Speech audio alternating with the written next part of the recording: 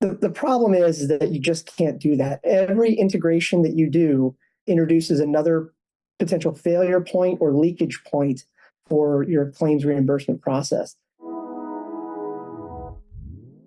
Hey, welcome back to the show. Today we got Paul Singh, CEO of StrataPT, Strata EMR.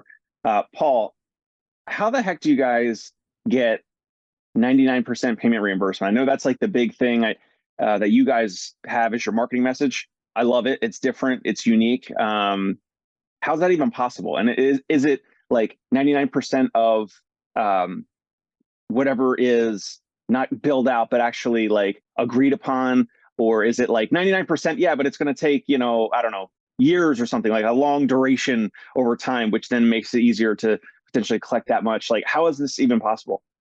Well, there's a lot in there, a lot to that question. But let's start from the 50,000-foot view. It's a combination of lots of technology and lots of good people.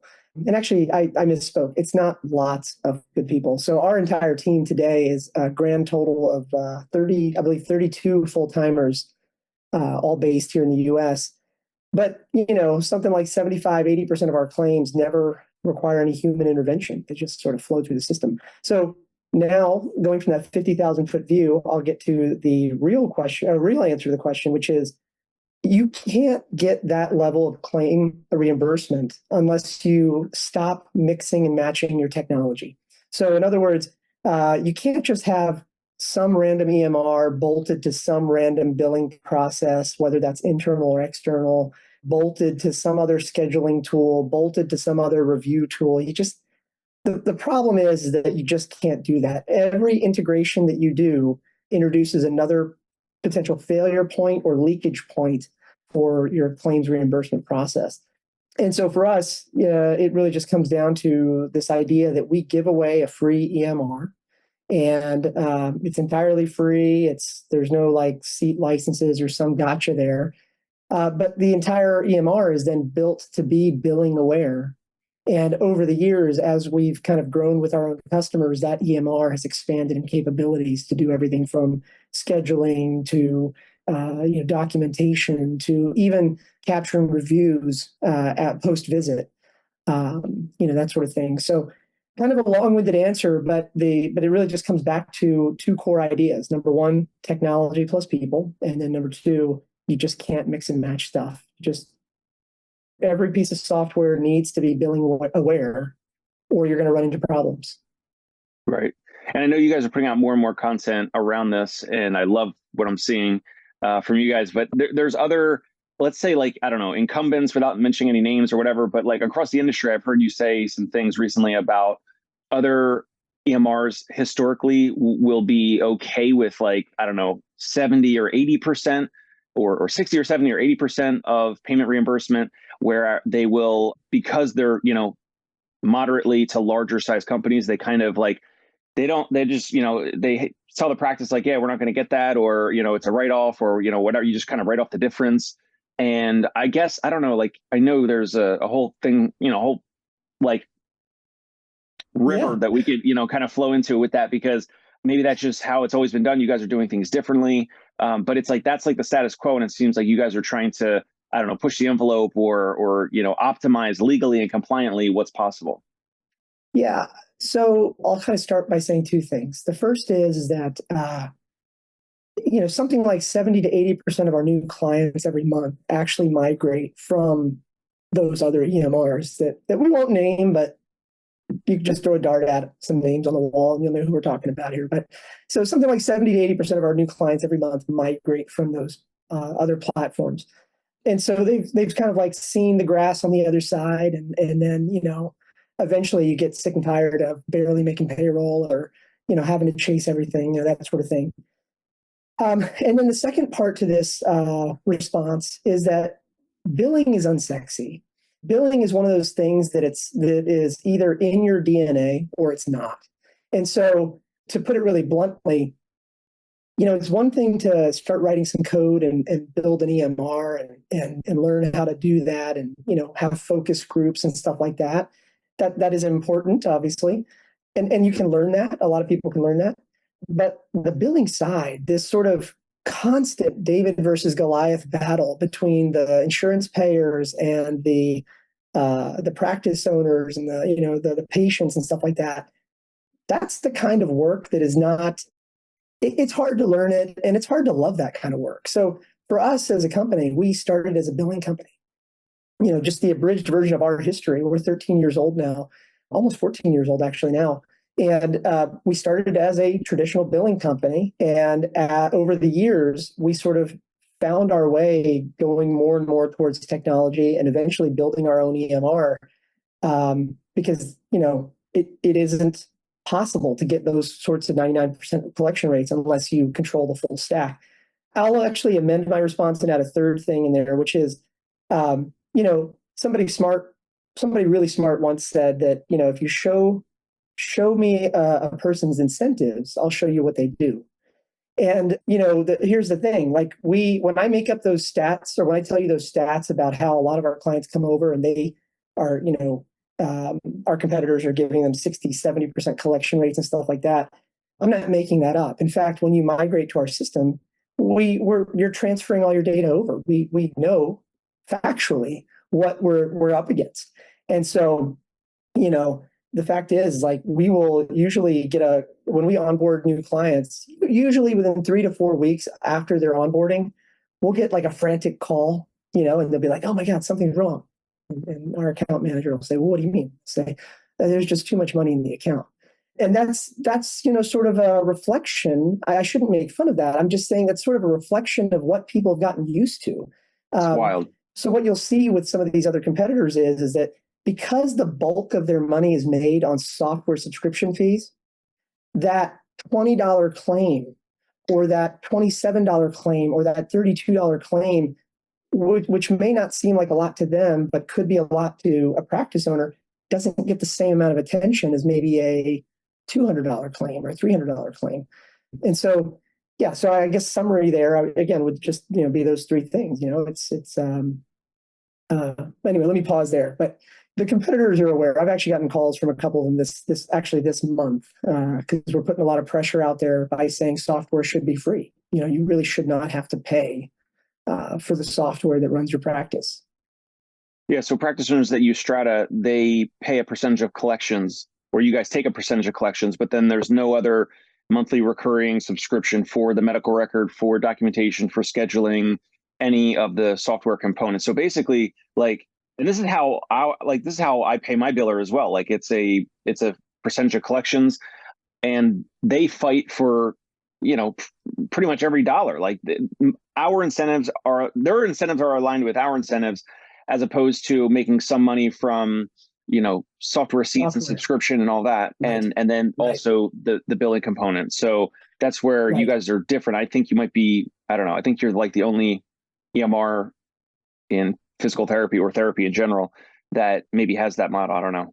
I mean, I think, look, I admit I'm supposed to drink my own Kool-Aid because I like my own Kool-Aid, but I think that what we do is pretty unique in the sense that, we are really putting our money where our mouth is. We are, and I don't mean to pick on whatever biller you're using, for example, but, for us, we're not just billers.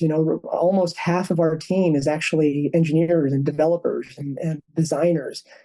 So when we think about chasing down that $2, leftover variance on the claim or whatever, not only does it matter to us, but we're throwing technology at it to try to figure out how to resolve this. So, and then the other thing I'll just say is we have nothing to fall back on either. So it's not like, when I just pick any random client on our platform, it's not like I can look the other way and say, oh, I only got 97% on that client, but it's okay because I've got $4,000 a month coming from software fees. I really have nothing else to fall back on. And so one of the side effects or benefits, I suppose, of that model, where we as a company are so heavily dependent on that collection rate, is that we're motivated to find the problem as fast as we can and fix it, because that any delay in revenue for the patient or for the client also delays revenue for us as well. So I know it sounds like overly simplistic, but I guess, maybe a topic for a different discussion here someday is that, I don't come from healthcare. I've been a tech investor and operator for 20 plus years now. And, what I've learned along the ways is that the best businesses are simple, in terms of business models. So anyway, I could kind of ramble about this for hours, but so question about the humanistic side of billing versus using more software. Historically, I had heard from some industry experts that a billing company, in order for it to grow, like it's basically like you add more people, you add more like billers, you add more people, whereas you guys are adding more code, more technology, and software. So without mentioning even like a type of payer, like regardless of insurance payer, let's say a practice submits a claim through your platform, the ones that either get kicked back or denied or whatever, assuming that it's coded properly and that everything is like kosher with the billing, historically, I feel like certain claims will then have to be followed up on. And historically, like if you have billing in-house, it's like your admin, your billing person that's following up on these claims. Like they're calling in, they're sending messages or whatever, they're logging into the billing portal or whatever. From what it sounds like, because I don't know how much is going on under the hood with you guys, but it sounds like you have figured out more ways to use technology to follow up on some of those claims that historically would have taken manpower and phone calls or logging in, manually into a portal, whereas you guys maybe have some additional software that will maybe follow up on these claims with code and technology that doesn't require a human. Yes. So I think the best way for me to maybe comment on this is to maybe tell a quick story. I promise not to take more than a minute and a half on this. A lot of people don't remember that the New York Stock Exchange used to be closed on Saturdays, Sundays, and Wednesdays all the way through the 1980s. Now, just for a moment, let's just fast forward to now. Today, you and I can open up our iPhone or Android. We can go to Wealthfront or E-Trade, and we can say, buy me $1 of IBM. And we don't think anything of it. You and I, we take that for granted. People don't realize that just 30 years ago, the New York Stock Exchange had to be closed 3 days a week, not because of holidays and all that stuff, but because somebody in Oklahoma that wanted to make a trade would have to call some broker in Kansas who would then telegram somebody in New York who would then write it on a piece of paper and then put it on a little skewer in the pit in Wall Street. And then on Wednesdays and Saturdays and Sundays, they'd flip that skewer over and then actually process the trades. What happened over the late 80s, between the late 80s and now, is the introduction of technology. And the point I'm going to just make very briefly here is that as technology came in, what it did was it didn't eliminate the need for human beings in the stock exchange. What it did was it eliminated all the middlemen that didn't add any value. So like, for example, today in 2024 or whatever we're at now, you and I can actually call a broker if we really wanted to, or we can just open up our phone and do a digital trade. And so now coming back to Strata, that's the view I take on this. There's never going to be a day where I'm going to have zero billers, zero follow-up callers, or zero, people on the billing side. But what we can do is so for us, for example, we have one of our internal metrics is what we call an auto post rate. And that is a percentage that we track on an almost daily basis to understand what percentage of clean claims are going through the system and coming fully back paid without any human intervention. And ideally, we want to see that number always at least at about 80% and steadily climbing as we invest more and more in technology. I'm happy to tell you more about this on the whole, but you started out your question with a comment that you'd heard that billers need to add more people. And that is factually true if you don't also invest in technology throughout. So there's never going to be a day where there's never any billers or people that do that. But if we can kind of keep using technology to go from 80% to 85% to 90%, that's our goal. And I think I see us more when you look at our business. When I talk to my friends about the business, I sort of describe us as like Stripe for healthcare or like Visa for healthcare. When you I'll just I'll give you one more 30-second example. When you and I, let's just say we walked into a Starbucks and let's just say we don't use the app and we go in there and I put in my Visa card or my American Express to buy us both coffee. That transaction goes through, like you and I get our coffee right away. Starbucks is probably with a 99.9% chance going to get their money in their bank account within a day or two, right? But there's always that 0.01% where something went wrong. Could be fraud alert, could be something, right? And there's a human being somewhere there at Visa or Amex that has to deal with that. And so that's kind of what I view our future looking like as an industry, is that I'm not trying to say there's ever going to be zero billers, but I do think that, technology can play a bigger and bigger part in this industry, and we can get practice owners to get paid what they're supposed to get paid. That's just kind of what it should be. Yeah. And I remember recently I heard you saying things around in-house billers versus like outsourcing it, or whether they use Strata or they use someone else. And I 100% agree with that, because you were joking around saying, like, you could have one or two or three billers. It depends on the size of your practice, admin people, billing people in-house. And some practice owners will do that because they want to kind of control the process, even though they might not be specialized in the process, or they kind of learn about the process over time.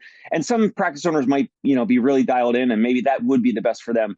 But I had a chuckle when I heard you saying things like, even if you had one or two or three billers, they could get sick, they could get COVID, they could, they go on vacation, they get, tired, they have, life, things to worry about. And, things can fall through the cracks, and it could be claims, it could be, it could be multiple claims, billing errors and all that occurs. And it's just like, regardless of the money, like, you could, like, why wouldn't you outsource? It just doesn't make sense. Like, why, unless the person's a specialist, and if they come through billing in a therapy practice, they usually don't have, like, there's no major in college for like therapy billing, right? So all these people, they and I heard this from my biller, Andrew Marcus, who said most people who end up in billing, they started in like a chiro or a therapy office or something as like the secretary or the front desk person, maybe the admin, and they kind of start doing some billing things, and then eventually they become like the de facto,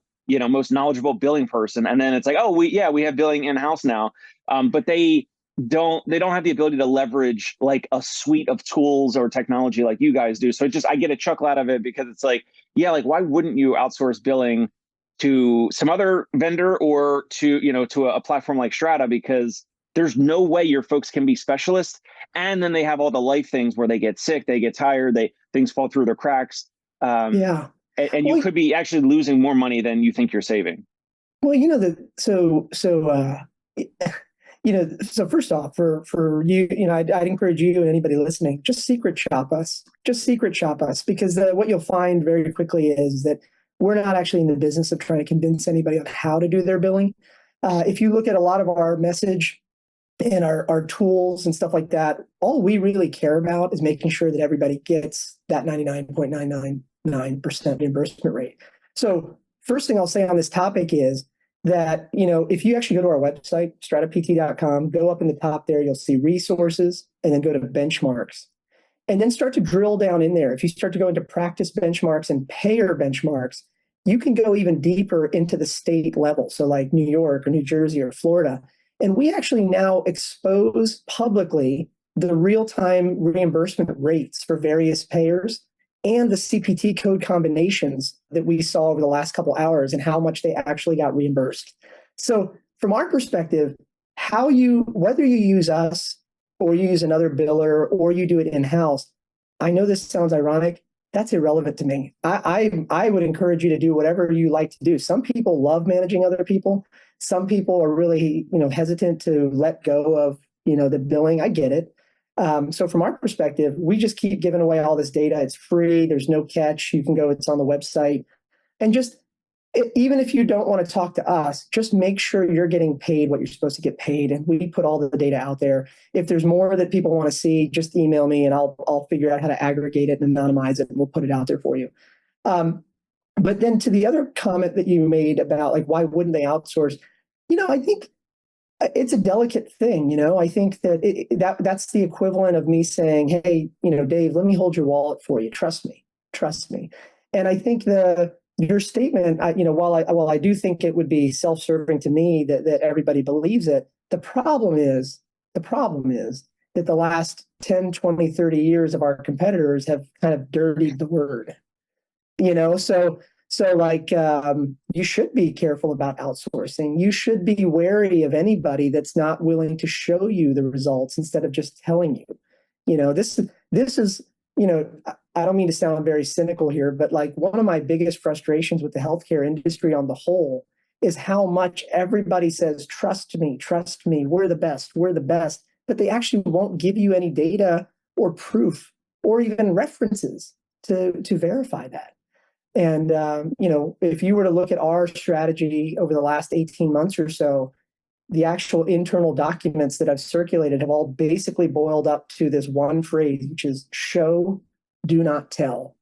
So if you secret shop us, if you talk to any of our clients or whatever, we're never going to say we're the best. Those are subjective terms. We just prefer objective data. So we just publish it all. It's all there. You can see real-time payments coming in on the website, CPT code combinations. So I get why people are a little nervous about outsourcing. They should be, but hopefully through the data that we're publishing, that hopefully people, regardless of whether they in-house it, outsource it, whatever, just use our data to just make sure you're holding your people accountable and getting the actual amount you deserve. Because running a practice is hard. It's hard work. So. Awesome. Well, listen, you and I both have a hard stop in a minute or two. So final recap, final thoughts. Man, Dave, I think that, so much of your content is about, the evaluations of practices and stuff like that. And I think it's so important that people hear it. And I think a big part of that evaluation, you and I have done episodes before about like, what do the actual books look like and stuff like that. And one of the underlying foundational things is that, the cleaner that entire RCM process is, the more valuable the practice gets. And ultimately, the one statement I'll make, to your audience in particular is that ironically, the work required to get your practice sold versus bought is the same. but the exit multiples might be very, very different, if that makes sense. So I'll leave it right there. Right. Yeah, very true. All right. Awesome. Well, Paul, thank you so much for your time. Subscribe to the Dave Kittle Show if you have not already on YouTube. Also, check out Strata Studios. Paul and his team at StrataPT are putting out awesome content. They're interviewing practice owners, some of their clients and customers. And I love what you're putting out. I saw the Jerry Durham episode recently. It's awesome. Subscribe to Strata Studios on YouTube as well. Paul, thanks so much for your time. Thanks, Dave. I'll talk to you soon. Hey, it's Dave Kittle. Are you a healthcare business owner or physical therapy practice owner who is looking to figure out your succession plan or exit strategy? We might be able to help. And in fact, we may be interested in acquiring your practice. If you're interested, you can reach out to me. Shoot me an email at dave@conciergepainrelief.com. That's DAVE@CONCIERGE painrelief.com, or you can call me at any time, 646-781-8884.